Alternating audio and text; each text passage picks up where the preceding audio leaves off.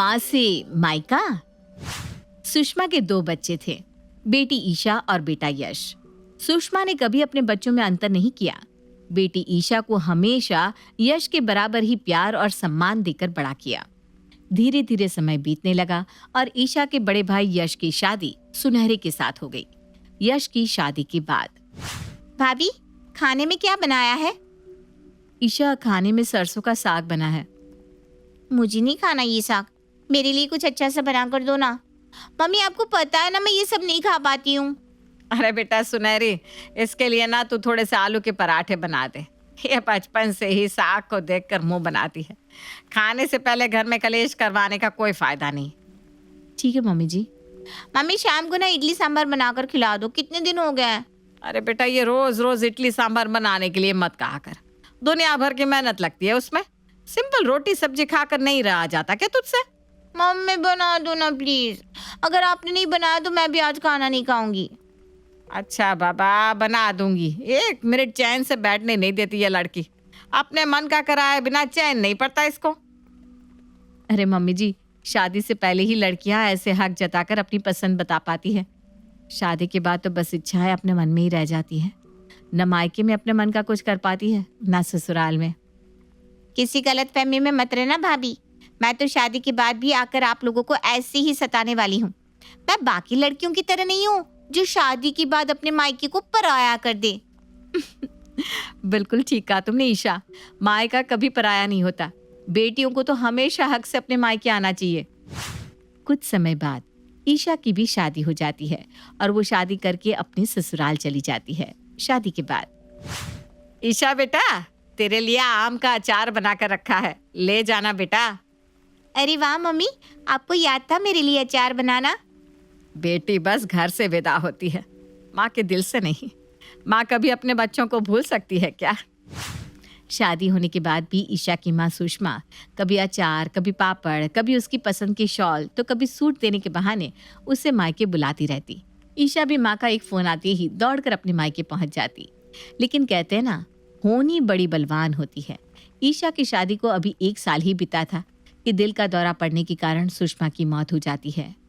शोक सभा में, तुम मुझे इतनी जल्दी छोड़कर क्यों चली गई माँ? आपके बिना ये घर मुझे काटने को दौड़ रहा है। आपकी बेटी आपके बिना कैसे रहेगी माँ? तुम्हारे बारे में सोचकर हमें बड़ा दुख हो रहा है बेटा। भाई साहब तो इतने सालों पहले ही हमें छोड़कर चले गए थे और अब जी भी नहीं रही।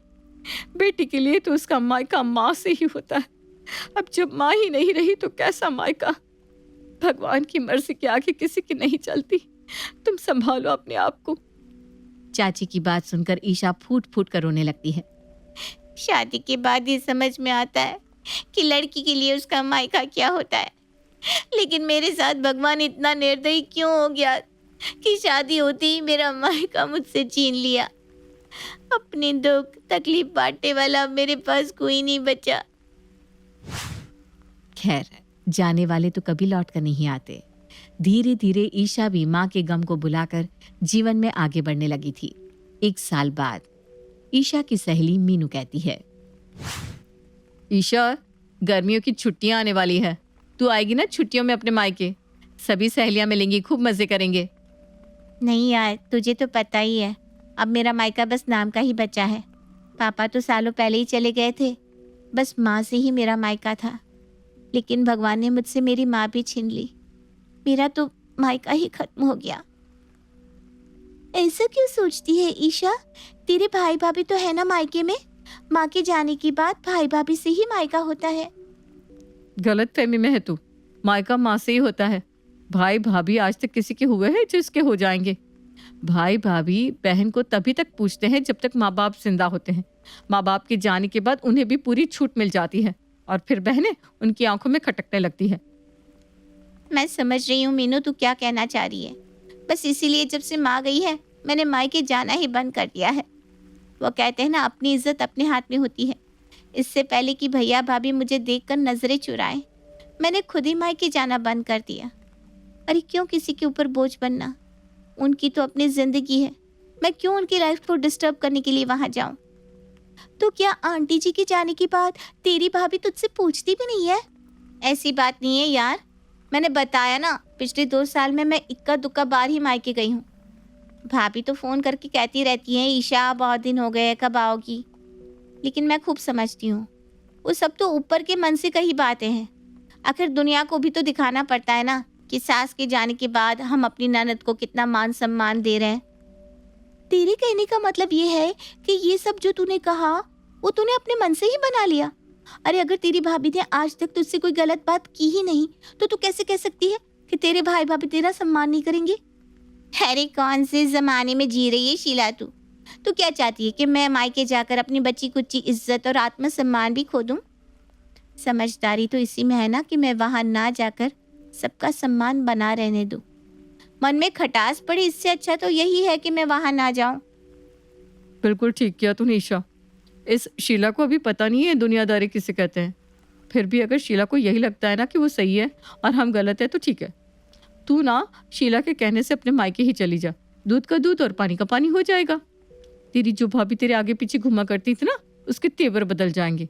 सबसे पहले तो तुझे वहां देखकर वो मुंह टेढ़ा कर लेगी और फिर ऐसे दिखाएगी जैसे पता नहीं वो कितनी बिजी है और तू वहां उनका काम बढ़ाने के लिए चली आई है। सहेलियों के उकसाने पर ईशा अपनी भाभी को फोन करती है।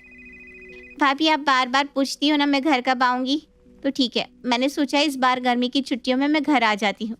अरे वाह ईशा, ये तो बहुत खुशी की बात है। जब से मम्मी जी गई है तुम तो जैसे हमें भूल ही गई हो। तुम जरूर आओ, और हाँ, पूरे 1 सप्ताह के लिए आना होगा। ऐसे नहीं कि 2 दिन के लिए आई और वापस लौट गई। अरे जैसा मीनू ने कहा था वैसा तो कुछ भी नहीं कहा भाभी ने, बल्कि भाभी तो बड़ी खुश हो रही है मेरे आने की खबर सुनकर। खैर असलियत तो तभी मालूम पड़ेगी जब मैं घर पहुंचूंगी। अब ठीक है भाभी, जल्दी मिलते हैं। बच्चों की छुट्टी होने के बाद ईशा पूरी तैयारी के साथ मायके पहुंच जाती है। ईशा को देखते ही भाभी उसके गले लगकर रोने लगती है। मम्मी जी क्या चली गई? तुम तो हमें भूल ही गई कि तुम्हारे भाई भाभी भी इस घर में रहते हैं। ऐसी क्या गलती हो गई हमसे कि तुम इस घर का रास्ता ही भूल गई? मम्मी जी के जाने के बाद तो मैं बिल्कुल अकेली पड़ गई हूँ ईशा। ये सोचकर ही कभी अपनी भाभी से मिलने आ जाया करो कि माँ के जाने के बाद मेरा जीवन कितना सूना हो गया है। एक वो समय था जब हमारे घर में हर समय चहल पहल रहती थी, और एक ये समय है, एक दूसरे को देखे कितना समय बीत जाता है। पहले तुम्हारी शादी हो गई और फिर मम्मी जी मुझे अकेला छोड़कर चली गई। भाभी की बातें सुनकर ईशा का मन भी भीगने लगा था। तभी उसे सहेलियों की बातें याद आती है। अगर आपने सच में मुझे इतना याद किया होता भाभी, तो कभी आप भी तो मुझसे मिलने के लिए आ सकती थी। ये तो मुंह देखी बात हो गई कि कोई सामने पड़ जाए तो टोक लो और बाद में उसका नाम भी ना लो। इतनी कड़वाहट क्यों भर रखी है आपने मन में? मम्मी जी के जाने के बाद मुझ पर जिम्मेदारियां बहुत बढ़ गई हैं। ऑफिस के बाद घर की पूरी जिम्मेदारी अब मुझ पर आ गई, इसलिए कहीं निकलना ही नहीं हो पाता। खैर तुम बैठो, मैं चाय नाश्ता लगाती हूँ। अब तो तुम पूरे 1 सप्ताह के लिए आई हो। हम ननद भाभी खूब गप्पे लगाएंगे। बातें करने के लिए बहुत समय मिलेगा। आओ, पहले थकान उतार लो अपनी, फिर आराम से बातें होंगी।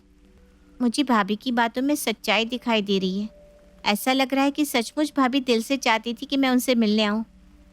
कहीं मैं भाभी के बारे में गलत तो नहीं सोच रही? ईशा पूरे 1 सप्ताह के लिए अपने मायके आई थी। इस 1 सप्ताह में उसे एक बार भी ऐसा नहीं लगा जैसे भाभी उसे इग्नोर कर रही हो। भाभी खाने के लिए हर रोज उसकी पसंद का कुछ न कुछ बनाती।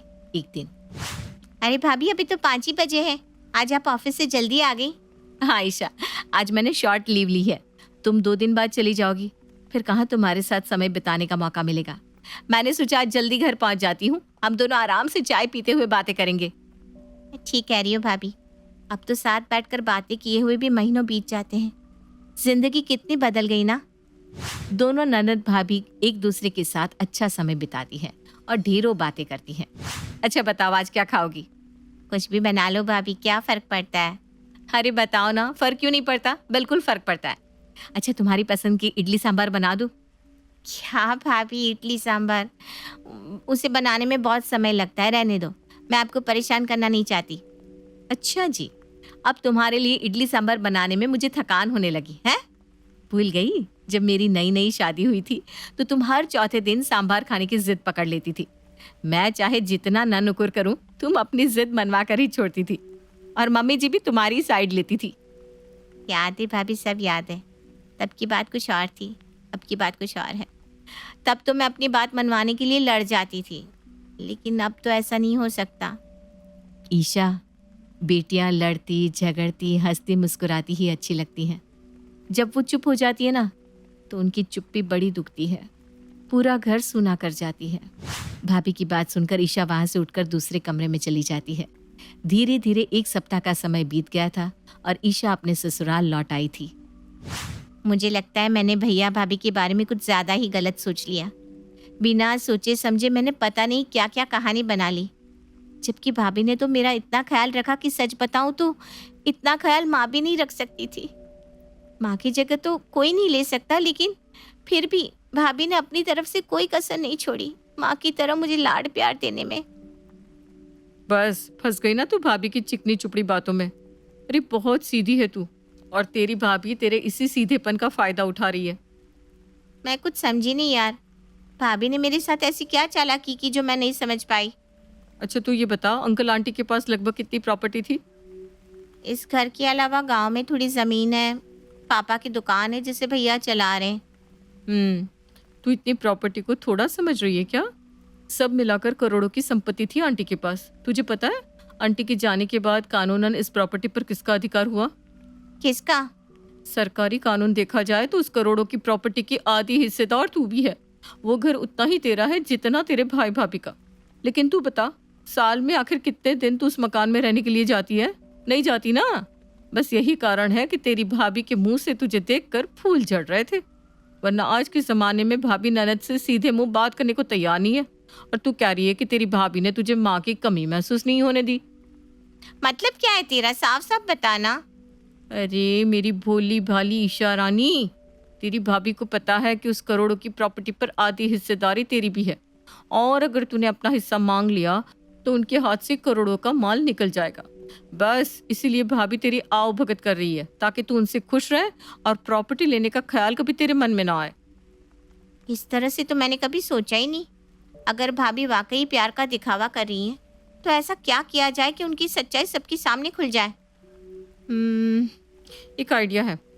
तू ना अपने भाई भाभी को फ़ोन करके कह दे कि तुम्हें भी प्रॉपर्टी में अपना हक चाहिए। फिर तुम देखना कैसे तुम्हारे भैया भाभी अपनी अच्छाई की चादर को उतार फेंकते हैं और अपने असली रूप में आ जाते हैं। तेरी भाभी को लग रहा था सांभर खिला देने से अगर करोड़ों की प्रॉपर्टी मिल रही है, तो ऐसे सांभर खिलाने में प्रॉब्लम ही क्या है? हाँ तो ठीक कह रही है। अच्छा मैं कल ही ना भैया से बात करती हूँ। अगले दिन ईशा अपने भाई यश को फ़ोन लगाती है। भैया मैंने सोचा है कि मैं भी मम्मी पापा की प्रॉपर्टी से अपना आधा हिस्सा लूँगी, इसलिए आप इस मकान को बेच दो। जो भी पैसा आएगा उसका आधा हिस्सा मेरा होगा। बहन की बात सुनकर भाई यश कुछ भी कहे बिना फ़ोन काट देता है। देखो तो कैसे प्रॉपर्टी की बंटवारे की बात सुनकर भैया को सांप सूंघ गया। अब मुझे समझ में आया मीनू जो कह रही थी एकदम सच था। 2-3 दिन बाद अचानक भैया और भाभी ईशा के ससुराल पहुंच जाते हैं। भैया भाभी को अपने दरवाजे पर देख ईशा के मन में तरह तरह के विचार दस्तक देने लगते हैं। पक्का झगड़ने आए होंगे, मुझे पता है। आकर यही बोलेंगे कि हमें तुझसे ये उम्मीद नहीं थी, आज से हमारा और तेरा रिश्ता खत्म। मैं कौन सा इन लोगों के साथ रिश्ता रखने के लिए मरी जा रही हूँ। ईशा, तुम्हारे भैया ने बताया कि तुम चाहती हो कि उस घर के 2 बराबर बराबर हिस्से हों, ताकि तुम्हें भी तुम्हारा हिस्सा मिल सके। मुझे तुमसे ऐसी उम्मीद बिल्कुल नहीं थी ईशा। क्या तुम्हारे मन में यही सब चल रहा था, इसीलिए तुमने मायके आना छोड़ दिया? देखो ईशा, वो मकान मम्मी पापा का है तो कानूनन उस घर पर तुम्हारा 50% का हक है। मुझे सच में इस बात से कोई एतराज़ नहीं है, लेकिन तुम्हें तुम्हारे हिस्से का पैसा देने के लिए हमें पहले इस कोठी को बेचना होगा। देखो मुझे गलत मत समझना ईशा, ये मकान माँ बाबू जी की आखिरी निशानी है, इसलिए हम नहीं चाहते कि ये मकान कभी भी बिके। बातें घुमाने से कोई फायदा नहीं है भाभी, मैं तो पहले ही जानती थी आप लोगों के मन में क्या है। तुम कुछ नहीं जानती ईशा, मैं नहीं जानती इतनी कड़वाहट तुम्हारे मन में कब और क्यों आ गई। हम तो बस ये कहना चाहते थे कि माँ बाबू जी की आखिरी निशानी को बेचकर हम उनकी आत्मा को दुख नहीं पहुंचाना चाहते, इसलिए ये मकान पूरा तुम्हारे नाम कर दिया है। आधा नहीं, आज से ये पूरा घर तुम्हारा ही है। बस इतना वादा करो कभी इस घर को किसी को बेचोगे नहीं। क्या फर्क पड़ता है इस घर में हम रहे या तुम, बस इसका अच्छे से ख्याल रखना। ये लो प्रॉपर्टी के कागज, और हाँ, मिलने आती रहना। अब तो तुम्हारी नाराजगी भी दूर हो गई ना। भाभी और भैया की बात सुनकर ईशा को जोर का झटका लगता है और कुछ देर के लिए वो बिल्कुल सन्न रह जाती है। रुक जाओ भैया, अगर ये कागज यहाँ छोड़ जाओगे तो आप कहाँ रहोगे? वो सब तू छोड़, कुछ न कुछ इंतजाम हो ही जाएगा। अब और कितना शर्मिंदा करोगे आप मुझे? मुझसे गलती हो गई भाभी, जो मैंने आपके बारे में ऐसा सोचा। आपने तो भाभी होकर भी माँ से बढ़कर मुझे प्यार दिया, और मैं न जाने आपके प्यार को क्यों नकारती रही। लोग कहते हैं माँ से ही मायका होता है, लेकिन आज मैं कहती हूँ माँ से नहीं, भाई भाभी से मायका होता है। और जिसके पास आपके जैसी भाभी हो, उसे माँ की कमी कभी महसूस हो ही नहीं सकती। इतना कहकर रोते हुए ईशा अपनी भाभी के गले लग जाती है। भाभी भी बड़प्पन दिखाकर झट से ईशा को माफ कर देती है और फिर गलत फहमियों की ये दीवार कभी भी उनके मन में पनप नहीं पाती।